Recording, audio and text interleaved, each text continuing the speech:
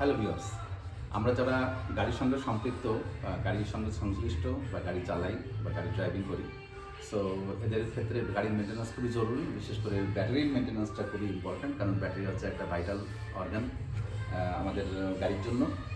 So এই ব্যাটারির মেনটেন্যান্সটা কী করতে হয়, বিশেষ করে চালু গাড়িতে সবসময় দেখতে হবে যে ব্যাটারি টার্মিনাল চেক করতে হবে যে টার্মিনাল কোথাও কোনো সাদা বা সবুজ লবণ জমছে কিনা। এখন এইভাবে জমছে কিনা, যদি সাদা বা সবুজ লবণ জমে থাকে, এখন অবশ্য নাই, সেক্ষেত্রে এটা টার্মিনাল খুলে দূরে সরিয়ে রেখে দেন আমরা এই ব্যাটারি টার্মিনালটা পরিষ্কার করব। টার্মিনালটা পরিষ্কার করার পরে টার্মিনালটা এভাবে পরিষ্কার করতে পারি। সাধারণত হেক্সিসল কিংবা উড স্পিরিট দিয়ে এরকম পরিষ্কার করা যায়, উড স্পিরিট ভিজিয়ে। আর যদি তা না হয় তাহলে পেট্রোল দিয়ে ন্যাকড়া ভিজিয়ে ও পরিষ্কার করা যায়। আমারটা অলরেডি পরিষ্কার আছে, সেজন্য এটা আর দেখালাম না। পরিষ্কার আছে এবং দিয়ে তারপরে ডাই ইলেকট্রিক গ্রিজ আছে একটা, এরকম ডাই ইলেকট্রিক গ্রিজ বাজারে পাওয়া যায় বা অনলাইনে কিনতে পাওয়া যায়। এটা আপনারা লাগাই দিয়ে, এটা মোটামুটি খানিকটা লাগাই দিয়ে এরকম চারিদিকে লাগাই দিয়ে তারপরে আপনারা টার্মিনালটা পুনরায় লাগিয়ে দিয়ে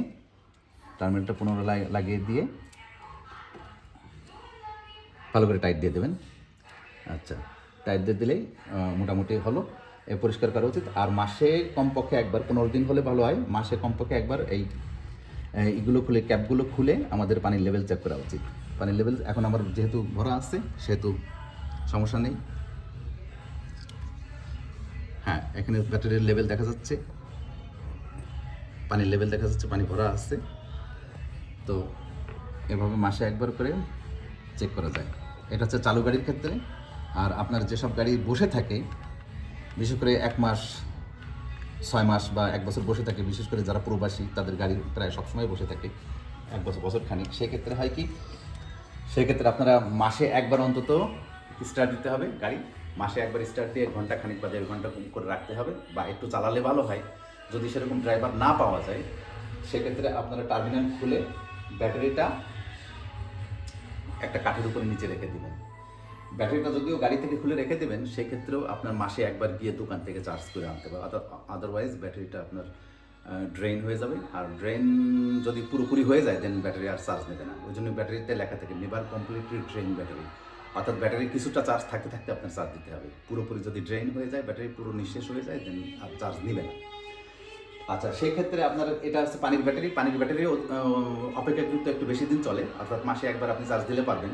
কিন্তু যদি আপনার এজিএম ব্যাটারি হয়, যেটা ড্রাই পাউডার ব্যাটারি বলতে থাকি, সেই ড্রাই পাউডার ব্যাটারিগুলোতে আপনার চার্জ এমনিতেই অর্ধেক থাকে এবং অর্ধেক চার্জ ব্যবহারযোগ্য, আর অর্ধেক চার্জ আপনার জিরো ধরতে হবে। তা সেই ক্ষেত্রে হয় কি, এই ব্যাটারিগুলো খুব তাড়াতাড়ি নিঃশেষ হয়ে যায়, ডিসচার্জ হয়ে যায় নিজে থেকেই, কোনো রকম ব্যবহার না করলেই। তো সেই ক্ষেত্রে এই ব্যাটারিটা কমপক্ষে অন্তত একবার আপনারা চার্জ দিয়ে নিয়ে আসবেন, যদি ব্যাটারি গাড়িতে নাও থাকে। আর যদি সম্ভব হয়, সেক্ষেত্রে আপনার ওই স্টার্ট দিয়ে 1 ঘন্টা করে রাখলে ব্যাটারিটা মোটামুটি টপ আপ হয়ে যাবে। আর এই ক্ষেত্রে আর একটা কথা বলা দরকার, সেটা হচ্ছে কি, কিছু গাড়ি আছে যেখানে আপনার আধুনিক গাড়িগুলোতে কিছু গাড়ি আছে, সেখানে আপনার এআই, বিশেষ করে কম্পিউটারাইজ থাকে, এআই কাজ করে। সেক্ষেত্রে ট্রান্সমিশন কন্ট্রোল মডিউল, যেটা TCM ট্রান্সমিশন কন্ট্রোল মডিউল, সে আপনার ড্রাইভিং হ্যাবিটটা সে মেমোরাইজ করে রাখে, মনে রাখে। তা সেক্ষেত্রে আপনি যদি ব্যাটারি ডিসকানেক্ট করেন, তাহলে ট্রান্সমিশন কন্ট্রোল মডিউলে যদি পাওয়ার না থাকে, সেক্ষেত্রে ও আবার ফ্যাক্টরি সেটিংয়ে চলে যায়। অর্থাৎ আপনি কীভাবে ড্রাইভ করেন সেটা সে মনে রাখবে না। সেটা মনে করে দেন পরে যদি আপনি আবার ব্যাটারি কানেক্ট করে আবার চালান, তো গাড়িটা আপনার কাছে নতুন মনে হবে, ডিফারেন্ট টাইপের অ্যাক্ট করবে ট্রান্সমিশন। এইসব গাড়ির ক্ষেত্রে আপনার ব্যাটারি ডিসকানেক্ট না করাই ভালো। ব্যাটারি কানেক্ট রেখে আপনার যেভাবেই হোক আপনি ম্যানেজ করতে হবে কাউকে, যে অন্তত মাসের জন্য একবার 1-1.5 ঘন্টা কেউ গাড়িটা স্টার্ট দিয়ে রাখে, অন্তত চালাতে না পারলেও অন্তত জন্য স্টার্ট দিয়ে গাড়িটা রাখে। এটাই ছিল আজকের ব্যাটারি মেনটেন্যান্স। তাহলে আমরা কয়েকটা বিষয় খেয়াল করলাম। এক হচ্ছে টার্মিনালগুলো যাতে পরিষ্কার আছে কিনা সেটা দেখতে হবে। টার্মিনাল পরিষ্কার না থাকলে এটা টার্মিনাল খুলে অ্যালকোহল দিয়ে, হেক্সাসল দিয়ে ক্লিন করে নিয়ে ডাইইলেকট্রিক গ্রিজ বা ওরকম কিছু একটা লাগিয়ে আবার ব্যাটারিটা ভালো মতো টাইট করে দিতে হবে। আপনার যে টার্মিনালের আপনার এই যে বোল্টগুলো ভালো করে টাইট দিতে হবে, এক। আর দ্বিতীয় হচ্ছে আপনার ক্যাপগুলো খুলে প্রত্যেক মাসে ঠিকমতো পানির লেভেলটা ঠিক আছে কিনা সেটা দেখতে হবে। আর এজিএম ব্যাটারির ক্ষেত্রে এরকম লেভেল দেখার কোনো সুযোগ নেই। সেক্ষেত্রে আপনার মাসে একবার যেভাবেই হোক গাড়িটা স্টার্ট দিয়ে ঘন্টা খানিক বা 1.5 ঘন্টা রাখতে হবে। আর যদি সেটাও সম্ভব না হয় তাহলে ব্যাটারি খুলে নিচে রেখে দেবেন, গাড়ি থেকে নিচে রেখে দেবেন এবং মাসে একবার কাউকে দিয়ে আপনার দোকানে পাঠিয়ে ব্যাটারিটা চার্জ করে আনতে হবে, ফুল চার্জ করে আনতে হবে। এটা করতে হবে যে এটা হচ্ছে আপনার বসা গাড়িতে। আর চালু গাড়িতে আপনার মোটামুটি ওরকম চালু গাড়িতে আপনার শুধু জাস্ট ব্যাটারি লেভেল এবং আপনার ওই ব্যাটারি টার্মিনালগুলো চেক করলে মোটামুটি হবে। এটাই ছিল। আর যদি আপনার সম্ভব হয় সেটা হচ্ছে বসা গাড়ির ক্ষেত্রে সম্ভব হলে আপনার ট্রিকল চার্জার বলে একটা 1 ওয়াট বা 2 ওয়াটের এরকম ছোটো চার্জার পাওয়া যায়। সেটা চার্জ দিয়ে রাখলে হয় কি যে চার্জগুলো ডিসচার্জ হয়ে যায় নিচ থেকে, সেটা আবার চার্জ করে ওটা টপ আপ রাখে সবসময় চার্জের ব্যাটারি লেভেলটা সবসময় সমান রাখে।